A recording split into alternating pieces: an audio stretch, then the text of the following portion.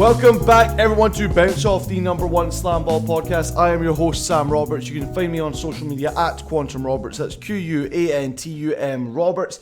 Today, we look back at last night's quarterfinal matchup action with the headlines of the Lava incinerate the Wrath, Slashers outlast the Gryphs, Bryan Bell Anderson wins the Slam and Jam dunk contest. Very excited to talk about SlamBall today, guys. Playoff action began last night, and we couldn't have had two more different games. But still two games that I was personally very, very invested in for different reasons. The first matchup, Slashers and Gryphons, was investment based solely on the idea that these teams are both fighting to get through. The Slashers are expected to do it. The Gryphons looked before the game started like there could be some problems, and they proved that they didn't have those problems when the match started. And then with Wrath versus Lava, I've not made a secret about it. If I was to pick a team to support, it's the Wrath. And the reason for that was based purely on the backstory for Bounce Off starting, for this podcast starting. At first, I just wanted everyone that was a regular at my work to pick a team, totally at random, and then we would all get super invested in this league, for the 5 weeks that it was on. And instead what happened is I got way too invested in this league and started this podcast and started interviewing players and managed to do coverage that I'm really proud of so far, and we've only got 3 games left. But the team I picked preseason was the Wrath because I thought it was a cool concept and that people wouldn't know how to pronounce it, and they were really going to say Wrath or Wraith and it would be funny. And that was why I picked the Wrath. And then the logos came out and I was like, damn, this might be the best logo of the league. And the game started and I was like, yeah, I like this team. So the Wrath are my team now, and I'm not deviating from that. The Wrath are my team. And so this was, can they make it to the playoffs when they've had some concerns? And we'll get into that when we talk about the game. And we'll talk a little bit about the dunk contest. I don't have a huge amount to say. And in between those two things, I will talk about the selection process for the semi-final games on Thursday, i.e. tomorrow when you're watching this, because I think it's utter BS. I think it's ridiculous, and we will talk about that in a moment.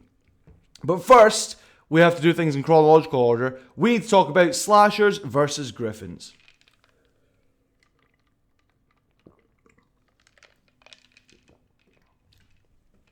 So this game ended 64-57 in favour of the Slashers, which is, the team that is expected to go through. This was a 3-6 matchup, so you'd maybe assume that it wouldn't be this close. It wouldn't be a 7-point difference. Going into the game, my biggest concern was defence for the Gryphs, a team who had seemed like one of the better teams defensively all season, but according to commentary, they'd let in the most points of the year. Their point differential was, or at least they let in the most points. If they scored enough to balance it, who knows.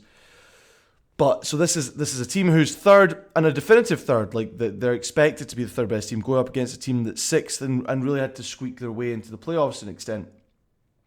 And the biggest concern was the Gryphs' defensive abilities, because their starting stopper, probably one of their stars going into the season, Connor Hollenbeck, he wasn't available. He was out injured. And their replacement stopper, Matthew Wilkerson, missed the main event matchup on Saturday with an injured shoulder. But he was back. He wasn't part of the injury breakdown from the league, which they published 3 hours before any games. And so it was right, that's a good sign for the Gryphs. They'll have at least a guy who's played stopper, because in that main event matchup where they didn't have a stopper, they were running basically four smaller guys, 3 gunners and 1 handler, and Adam Stanford was having to play stopper, having not done it all season. So this was really fortunate for them. They got Wilkerson back. Not enough for them to pull out a win, but a very close game throughout that was back and forth and featured both teams just going hard and fast from the very beginning. There was some theorizing on Twitter, on X, whatever you want to call it, from other people who love talking about SlamBall, that the theory might be that the pace is because they know there's no main event matchup that night. And so if they can use all their energy up because they don't have to play a second game. And I think that makes sense. I think another part of it is that in games we've seen this season, teams who come out fast and hard early have a better chance of winning. I don't have any statistical data to back that up, but there have definitely been games where it's right, this team has started hot and hard, and it's not going to be possible to catch them. And I think both the Slashers and Gryphons were trying to do that. And once you start doing that and the other team is matching your energy, you kind of just have to maintain it and continue to play the rest of the game like that. Just going hard, going fast. You just need to continue that style of play. And both teams have a lot of wing weaponry. Again, I talked about the Gryphons having to play 3 gunners and a handler. That's because they have 3 gunners and a handler that can play in this league. You had, again, Justin Holmes played, Keyshawn Jones played, Deshaun Kelly had reduced minutes because they managed to get Jace Bass off of the taxi squad injury reserve list. He is a Super 24 guy who was playing for the Buzzsaw over the weekend but was put back on the taxi squad for some reason and picked up by the Gryphs. And he contributed to this team in a decent way as well. I mean, the Gryphs, it felt like, with Wilkerson back, that was a big thing. But the loss felt like they just needed a little bit more defensive pressure on the perimeter and a little bit more in terms of strategic options on offense. It got to the point that they were cutting to Jelani Janice in the huddle, and he basically just said, all we're going for is one tramp lobs, and that's all we need to be going for. So that's getting to the island and then throwing a single pass to a single guy cutting. And that did feel like maybe that was the best decision. So again, it felt like this was a coming out game for, or not a coming out game because he's played decent all season, but Flash Stanford did a lot for the Gryphs to keep them involved. 25 points from Keyshawn Jones. He's like cemented himself as a problem in this league. He was obviously second team all SlamBall. That announcement came out yesterday. The first team was as I predicted. The second team was pretty close with the replacement of Justin Holmes instead of Bradley Laubacher in the starting lineup for the second team. But so Keyshawn Jones, 25 is actually low, one of the lower games for him this season. He is a problem and he did a lot. Justin Holmes had 9 points and 6 assists. He was trying to do as much as he could. Pretty much everyone on this roster can contribute meaningfully to a SlamBall franchise going forward. They couldn't pull it out in this particular game. And that's because they're going up against a team in the Slashers who have just as many, if not more, options. Again, they have an offense that they've honed a little bit more with that double wing cut bottom tramp. And even in this game where they were getting called for things like 2 in the tramp or even some of those not getting called, the offense that they've devised wasn't as crispy as they'd maybe like, but they were still able to pull out this win because they've got Tony Crosby II can obviously go on his own, whether that be from the top tramp or driving in and then setting up plays for himself off the island. Amir Smith had a massive game, I felt. He only scored 14 points and had 3 hits, but he played some important minutes at stopper early on when their starting stopper Nathan Karstens looked a little bit out of sync with the Gryphons' offense. He got knocked down on the first play of the second quarter defensively and still came back to contribute to this for this team, and I think that was a big game from Amir Smith, even if the box score doesn't show it.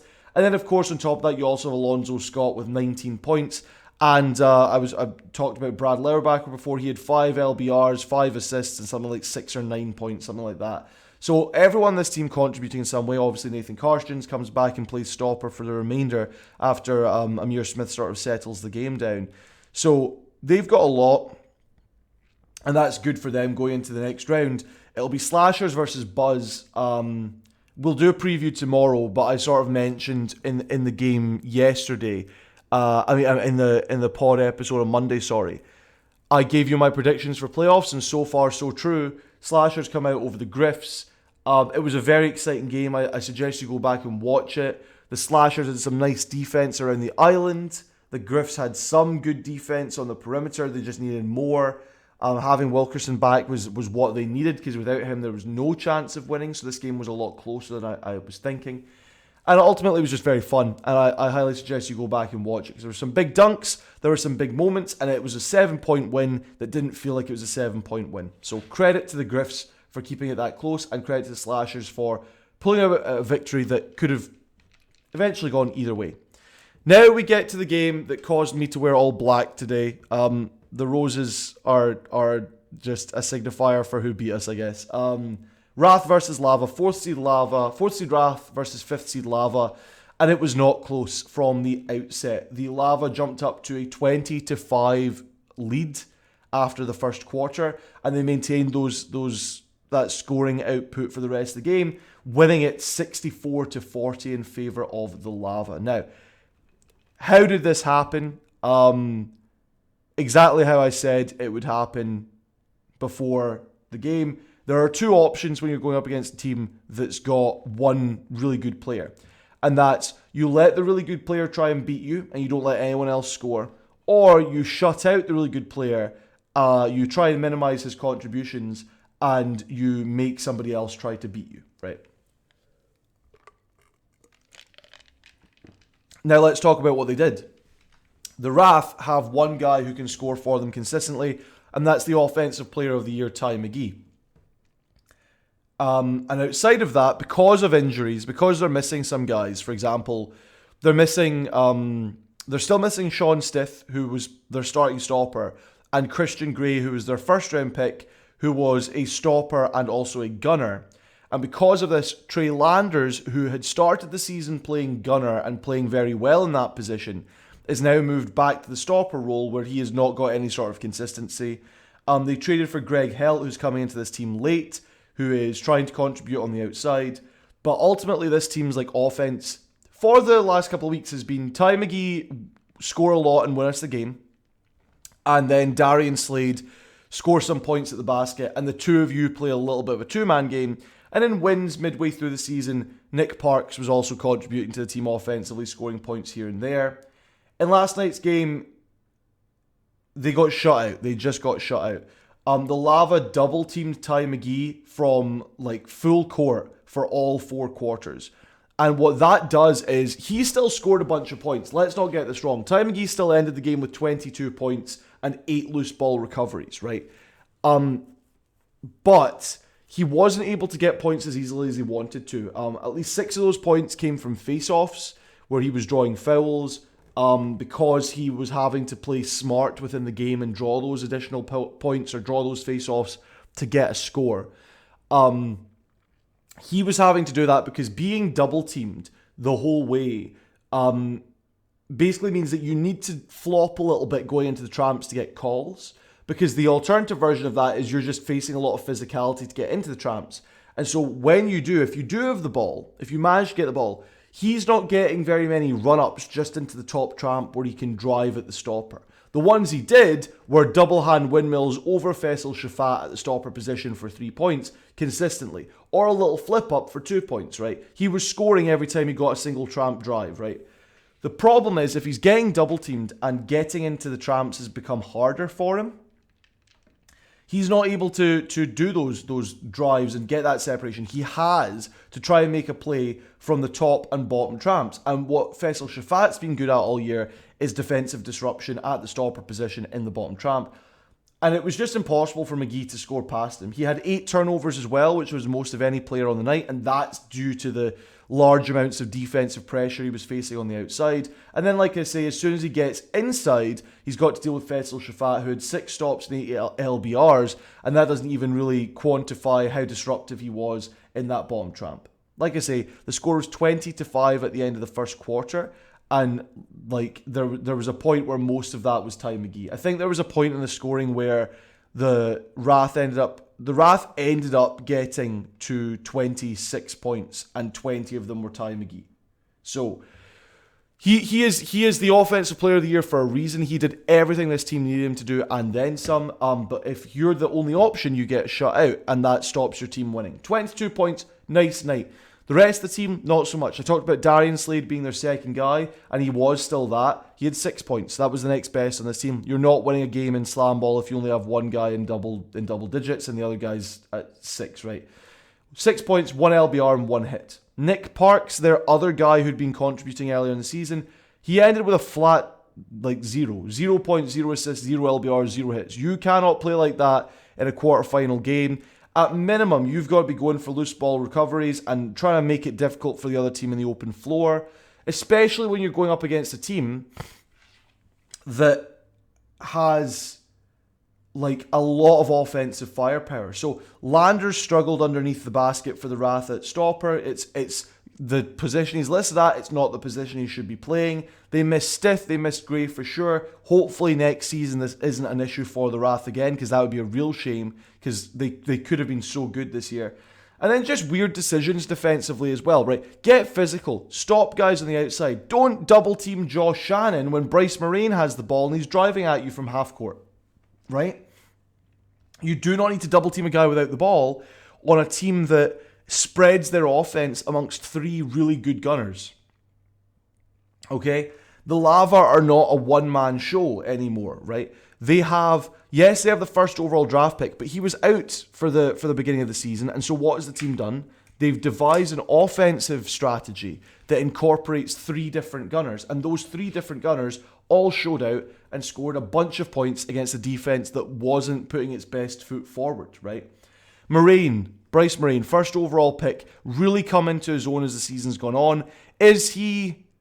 He is not showing me the level of like transformative offense that like Ty McGee has, or even if you talk about like the scoring output that Keith McGee can bring sometimes, or Tony Crosby II getting the slasher some wins early on just by being him, right? Moraine's not shown that yet, but he was described as the most complete SlamBall player we've ever seen, and he's definitely starting to round into that as the season goes on. He had 21 points, 6 assists, 4 LBRs, and 2 hits. His running buddies is the fellow Gunners, Jihad Shockley, 20 points and 4 LBRs, and Josh Shannon, 14 points, 6 LBR, 2 stops, and 1 steal. Why does he have some stops? Well, because the team was up so high at the end of the game that Faisal Shafat got taken out of the stopper position, and Josh Shannon got to play some minutes there as they just put in all their smallest dudes and rested Moraine, Shockley, and Shafat. That's just, that's a lot of firepower. If I list to you Bryce Moraine, Jihad Shockley, and Josh Shannon as 3 guys who can score as part of an offense, and that offense is clicking right now for them. On top of that, you have Paxton Henry, I was not high on him preseason, and boy oh boy has he shown not just improvement, but shown me up in terms of his contributions on the offensive end, his distribution ability, and making passes from the island, and that's another reason why they've won this. But their options are not just on fire. Their complex plays are working through Paxton Henry as a facilitator.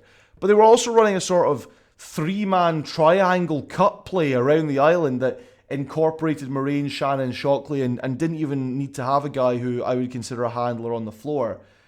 Individual offensive weaponry coming from those guys, but also offensive sets you can run with or without a handler. The Lava are really looking scary going into the semis. They obviously are now going to face the Mob, and we'll talk about that tomorrow in a preview. Do I think they're going to beat the Mob? No, not necessarily, but I think they have the best shot in the playoffs remaining. Do I think that this win over the Wrath by 24 points is an indicator that they're on fire? No, I don't think so, because the Wrath have been easy to work out as the season's gone on, and if you scout them well enough the last couple of weeks, you know that it's either make someone else beat you, which is what they did, or force Ty McGee to do everything. And the problem is we've seen close games because Ty McGee's been forced to do everything. So what's the other version you do? You shut him out and make somebody else try and beat you. Again, he still scored 22 points. He's the offensive player of the year for a reason. I think Marshawn Lynch, who was guest commentary, was unfair on him, being like, oh, you're the offensive player of the year, then you need to show me something. He scored 22 points in a game where he was getting double teamed for 4 quarters in full court sets. That's showing you something. Credit to the Wrath for continuing to fight and still maintaining the 4th seed going into the playoffs. Unfortunate the injuries they've had this season. Look forward to seeing more of them next year, and don't be surprised if you see me in one of these videos wearing a Ty McGee jersey. That being said, I'm also probably going to try and get a Tony Crosby and a Gage Smith, because those are my 3 guys. Those are the 3 guys I'm most excited to watch in games. Going forward, let's get some more guys that I want to get jerseys from. That's a recap of last night's matches. Before the main event of last night, which was the Slam and Jam SlamBall dunk contest, we had a coin toss. I can't believe I'm saying this, right? Thursday is the semi-finals and finals of the SlamBall season. It is the number 1 seed Mob taking on the number 5 seed Lava, and it's the number 2 seed Buzz taking on the number 3 seed Slashers, right? The Mob are the 1st seed overall, just the 1st seed. They have won 16 out of 16 matches.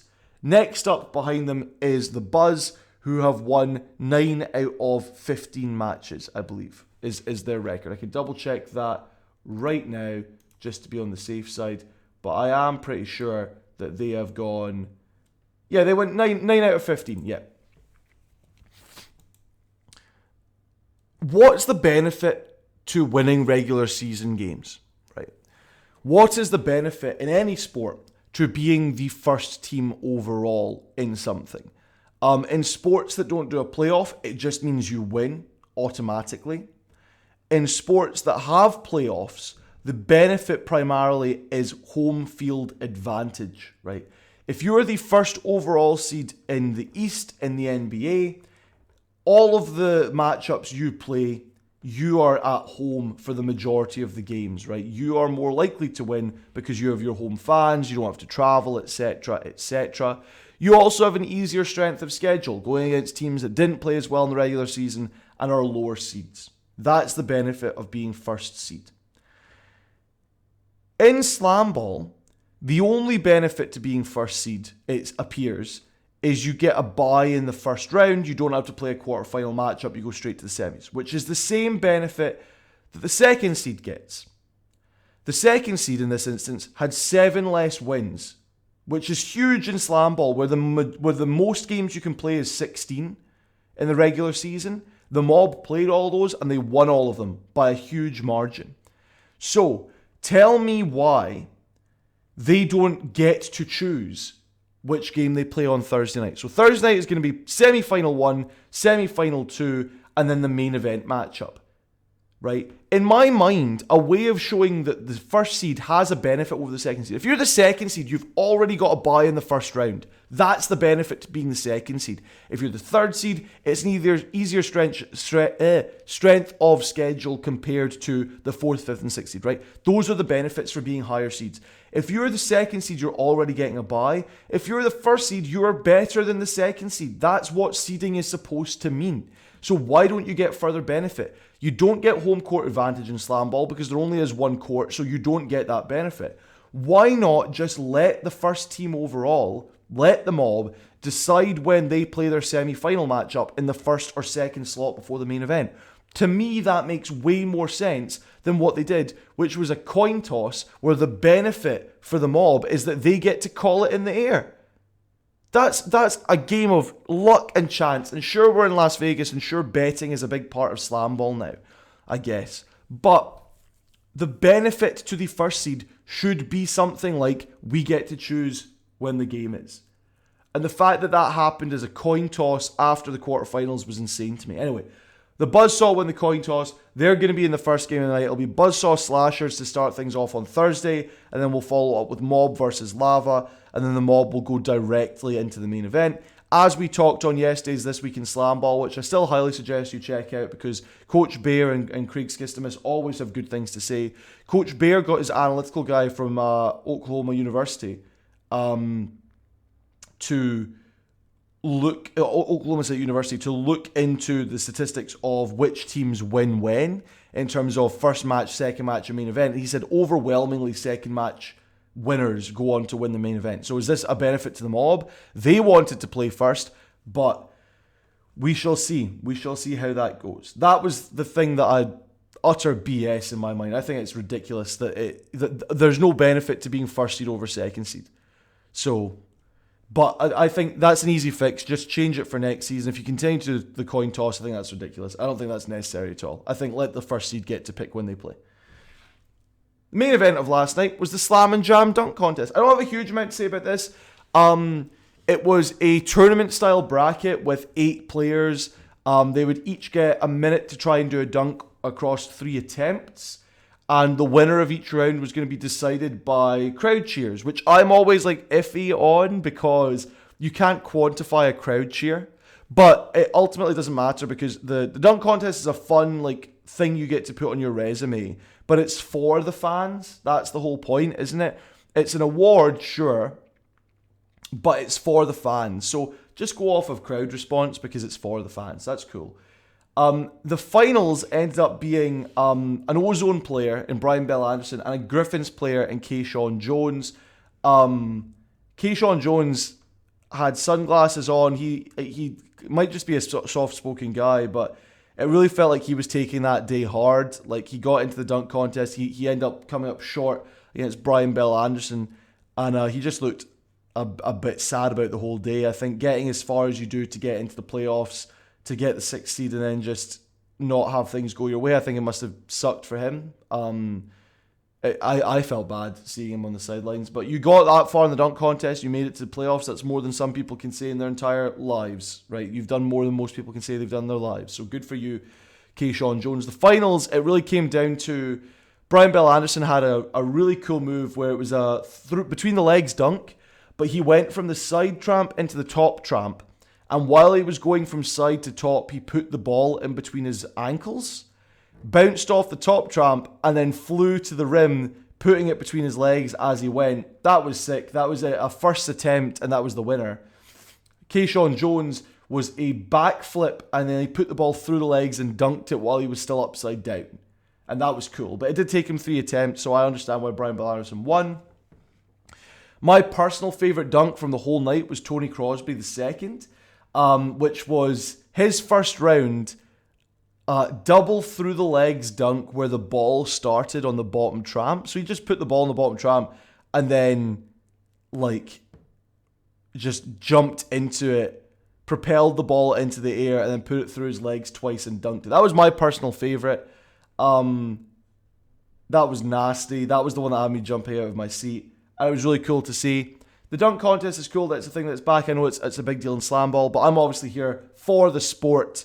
And I'm so excited about the semis and the finals. I think I'll try and do a very in-depth semis and finals preview for tomorrow.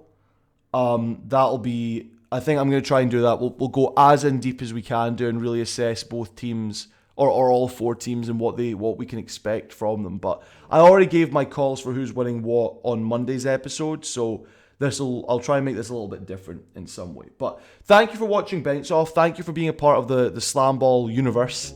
The season's not done. We've got 3 more games. Follow me on Twitter. Follow me on Instagram. Follow all the players. Talk SlamBall with us because it's been a great time so far.